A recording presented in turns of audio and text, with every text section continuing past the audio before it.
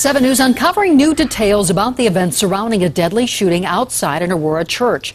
The pastor's mother caught in the crossfire and killed before the gunman was shot. Now that gunman shot and killed by the pastor's cousin, an off-duty cop. But still many questions right now about the gunman's motive. 7 News reporter Russell Haythorn just talked to the pastor of the New Destiny Christian Center.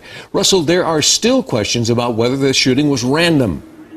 Mike, Aurora police are releasing very little information. Staff members here at the church say they had never seen the gunman before. Meantime, the pastor says his heart is heavy, but he says his mom left a legacy that will never die.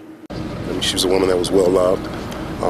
She spent her life helping people. Pastor Delano Stram and others mark the spot where Pastor Stram's mom was killed by a gunman. I'm not quite sure if she yelled to distract him or not, or if she just couldn't get away. The suspect roared into the church parking lot and crashed into a parked car just as Sunday service ended. Some of the staff members went to check and see if the gentleman was okay. The pastor's mom, 67-year-old retired nurse Josephine Eccles, went out to help the man too. I kind of looked back and saw the gunman just firing. Once I heard the gunshots, I got everybody hidden into 2 separate rooms. My cousin, who was an off-duty officer, took the other door once we secured everyone and began to exchange fire with him. It was horrible, the screams. Pastor Stram's cousin then took out the gunman. He saved a lot of people because we have no idea what this gentleman's intentions were. And that's when I saw my mom stretched out and I ran and checked on her. The doctors at the hospital said she was shot 5 times. Why was he randomly shooting a